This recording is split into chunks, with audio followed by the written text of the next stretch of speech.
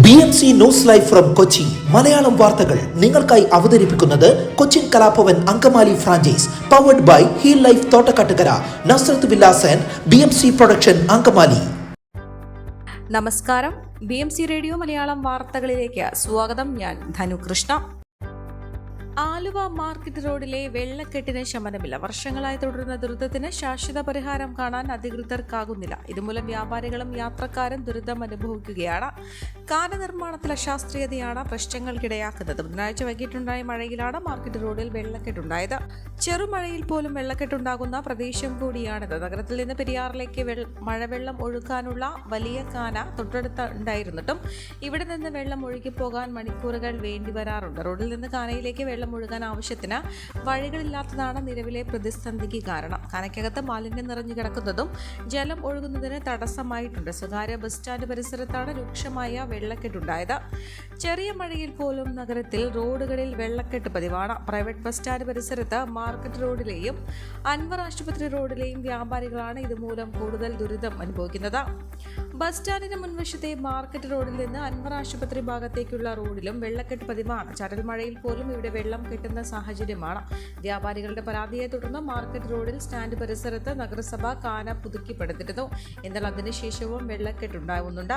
ഇതിനുശേഷമാണ് metro നഗര സൗന്ദര്യവൽക്കരണത്തിന്റെ ഭാഗമായി കാനകൾ നവീകരിക്കാൻ ആരംഭിച്ചത്. എന്നാൽ ഇത് ഫുട്പാത്ത് നിർമ്മാണം മാത്രമായാണ് മുന്നേറുന്നത്.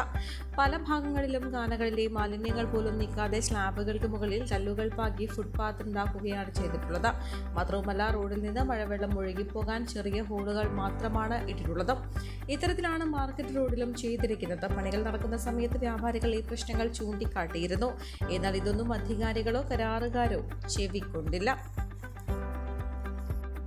എറണാകുളം ജില്ലയെ ആശങ്കയിലാക്കി മഞ്ഞപ്പിത്ത വ്യാപനം തുടർന്നു. പെരുമ്പാവൂർ വെങ്ങൂരിൽ വലിയ തോതിൽ രോഗം റിപ്പോർട്ട് ചെയ്തതോടെ ആശങ്കയിട്ടിരിക്കുകയാണ് നാട്ടുകാരിൽ. ജല അതോറിറ്റിയുടെ കുടിവെള്ള വിതരണത്തിലെ പാളിച്ചയാണ് രോഗകാരണമെന്ന വിലയിരുത്തലുകളും പുറത്തുവരുന്നുണ്ട്. കഴിഞ്ഞ ഏതാനും ആഴ്ചകൾക്കുള്ളിൽ മൂവാറ്റുപുഴ, കോതമംഗലം, അങ്കമാലി മേഖലകളിലും വ്യാപകമായി മഞ്ഞപ്പിത്തം റിപ്പോർട്ട് ചെയ്തിരുന്നു. കനത്ത ചൂടിൽ ശുദ്ധജല ലഭ്യത കുറഞ്ഞതോടെയാണ് രോഗം പടർന്നു പിടിക്കാനിടയാക്കിയതെന്നാണ് ആരോഗ്യവകുപ്പ് ചൂണ്ടിക്കാട്ടുന്നത്. വയറിളക്ക രോഗങ്ങളും ഹെപ്പറ്റൈറ്റിസ് എയുമാണ് കഴിഞ്ഞ മാസങ്ങളിൽ കൂടുതൽ റിപ്പോർട്ട് ചെയ്തത്. മെയ് 1 മുതൽ 13 വരെ ജില്ലയിലെ സർക്കാർ ആശുപത്രികളിൽ മാത്രം റിപ്പോർട്ട് ചെയ്തിരിക്കുന്നത് 46 ഹെപ്പറ്റൈറ്റിസ് എ കേസുകളാണ്. കഴിഞ്ഞൊരു മാസത്തിനിടെ 65 പേരാണ് ഹെപ്പറ്റൈറ്റിസ് എ ബാധിതരായതെന്നും കണക്കുകൾ വ്യക്തമാക്കുന്നു. അതേസമയം രോഗബാധിതർ ഭൂരിഭാഗവും സ്വകാര്യ ആശുപത്രികളെയാണ് ആശ്രയിച്ചിരിക്കുന്നതിനാൽ ഈ കണക്കുകൾ പൂർണ്ണമല്ലെന്നാണ് വിവരം. വലിയ തോതിൽ ആളുകൾക്ക് രോഗം ബാധിച്ചിട്ടുണ്ട്. വെങ്ങൂരിൽ മാത്രം 189ഓളം പേർക്ക് മഞ്ഞപ്പിത്തം ബാധിച്ചതായാണ് പുറത്തുവന്ന വിവരം. അന്തർസംസ്ഥാന തൊഴിലാളികൾ തിങ്ങി താമസിക്കുന്നിടങ്ങളിലും മഞ്ഞപ്പിത്തം ബാധിതരുണ്ടെന്ന് സംശയിക്കുന്നു. ഇവരിൽ പലരും മെഡിക്കൽ ഷോപ്പുകളിലെത്തി മരുന്നുകൾ വാങ്ങി സ്വയം ചികിത്സ നടത്തുന്നതിനാൽ ശരിയായ കണക്കുകളും ലഭ്യമല്ല. മഴക്കാലത്ത് മഞ്ഞപ്പിത്തത്തിനുള്ള സാധ്യത വലുതാണെന്നതിനാൽ വരും ദിവസങ്ങളിലും ജാഗ്രത തുടരണം. കോവിഡാനന്തര കാലഘട്ടത്തിൽ ജീവിതശൈലി രോഗങ്ങളുള്ളവർക്ക് സന്തുലിതമായ ആരോഗ്യ പരിപാലനത്തിന് ആലുവയ്ക്കടുത്ത് തോട്ടക്കാട്ടുകര ജംഗ്ഷനിൽ ഹീൽ ലൈഫ് തുറന്ന പ്രവർത്തനം ആരംഭിച്ചിരിക്കുന്നു. ഫിസിയോതെറാപ്പി, സൈക്കോളജി, ആയുർവേദ ചികിത്സകൾക്കായി 8089011772 ബന്ധപ്പെടാവുന്നതാണ്. പകർച്ചവ്യാധി ഭീഷണി നിലനിൽക്കുന്ന കളമശ്ശേരിയിലെ പ്രധാന റോഡരികുകളിൽ മാലിന്യം നിറഞ്ഞു. Kalamassery NAC road, glass factory road, south Kalamassery, മേൽപ്പാലം എന്നിവിടങ്ങളിലാണ് മാലിന്യം കുമിഞ്ഞുകൂടുന്നത്. NAD റോഡിൽ കിലോമീറ്റർ ദൂരത്തിലാണ് മാലിന്യം തള്ളിയിരിക്കുന്നത്. മഞ്ഞപ്പിത്തമടക്കം പകർച്ചവ്യാധികൾ രോഗങ്ങൾ നിലനിൽക്കുന്ന ഘട്ടത്തിൽ മാലിന്യം നീക്കാനോ തള്ളുന്നവരെ പിടികൂടാനോ ഒരു നടപടിയും അധികൃതരുടെ ഭാഗത്ത് നിന്നുണ്ടാകുന്നില്ല.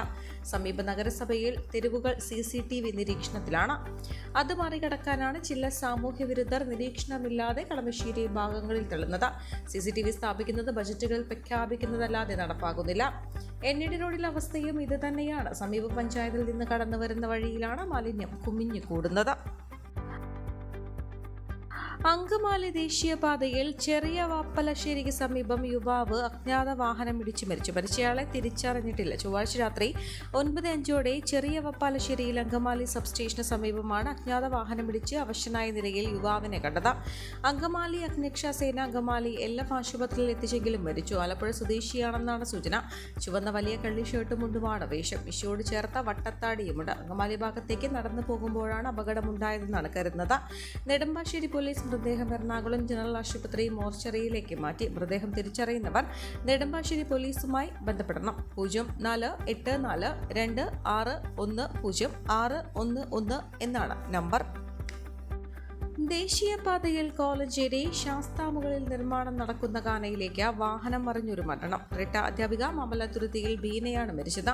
3 പേർക്ക് പരിക്കേറ്റു. പരിക്കേറ്റവരെ എറണാകുളം മെഡിക്കൽ ട്രസ്റ്റ് ആശുപത്രിയിൽ പ്രവേശിപ്പിച്ചു. ബീനയുടെ ഭർത്താവ് സാജു, ബന്ധു ബിജു, ഭാര്യ സൂസൻ എന്നിവർക്കാണ് പരിക്കേറ്റത്. അപകടത്തിൽ പരിക്കേറ്റ ബിജുവും സൂസനും നടൻ മാത്യുവിന്റെ മാതാപിതാക്കളാണ്.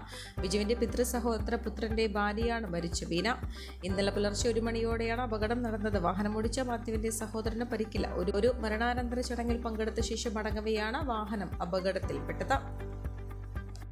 10ാം ക്ലാസ് പരീക്ഷയിൽ റോഷ്നി പദ്ധതി കൈപ്പിടിച്ചത് 85 അന്തർ സംസ്ഥാന വിദ്യാർത്ഥികളെ. 7 വർഷം മുൻപ് ജില്ലയിലെ സ്കൂളുകളിൽ ആരംഭിച്ച റോഷ്നി പദ്ധതിയാണ് ഇക്കുറി SLC പരീക്ഷയിൽ അന്തർ സംസ്ഥാന വിദ്യാർത്ഥികൾക്ക് സ്വപ്ന നേട്ടം സമ്മാനിച്ചത്.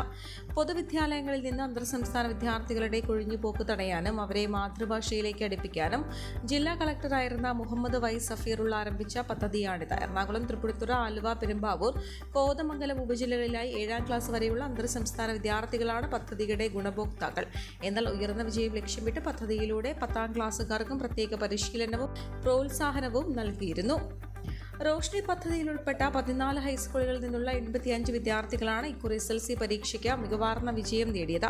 ഇതിൽ 2 പേർ മുഴുവൻ വിഷയങ്ങൾക്കും A+ നേടി. ഒരാൾ 9 A+കൾ നേടിയപ്പോൾ 5ൽ കൂടുതൽ A+ നേടിയവർ 12 പേരുണ്ട്. ഭാഷയുടെ അതിർവരമ്പുകൾ മറികടന്ന് മലയാളത്തിൽ A+ഉം Aയും നേടിയവർ 43 പേരാണ്. 10ാം ക്ലാസ്സിൽ ഏറ്റവും അധികം അന്തർ സംസ്ഥാനക്കാർ പരീക്ഷ എഴുതിയ SNHSS തൃക്കണാവട്ടത്താണ് 18 പേർ. എളമക്കര GHSSനാണ് 2ാം സ്ഥാനം. ഇവിടെ 16 പേരാണ് പരീക്ഷ എഴുതിയത്.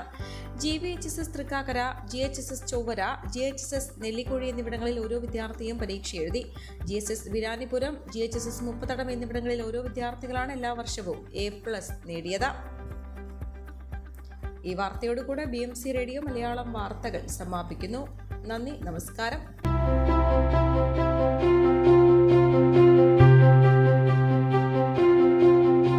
അങ്കമാലി പ്രദേശത്തെ കലാവിദ്യാർത്ഥികൾക്ക് സുവർണ അവസരം. ലോക പ്രശസ്ത കലാവിദ്യാലയമായ കൊച്ചിൻ കലാഭവന്റെ അങ്കമാലി ഫ്രാഞ്ചൈസി കരയാമ്പറമ്പിനടുത്ത് എളവൂർ കവലയിലുള്ള സ്പ്രിംഗ്ഫീൽഡ് കെട്ടിടത്തിൽ പ്രവർത്തനം ആരംഭിച്ചിരിക്കുന്നു.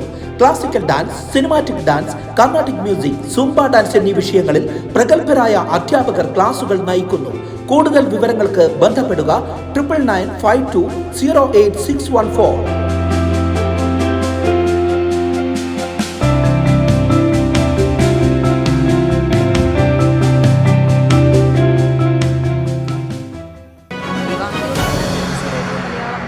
സമാപിക്കുന്നു. നന്ദി, നമസ്കാരം.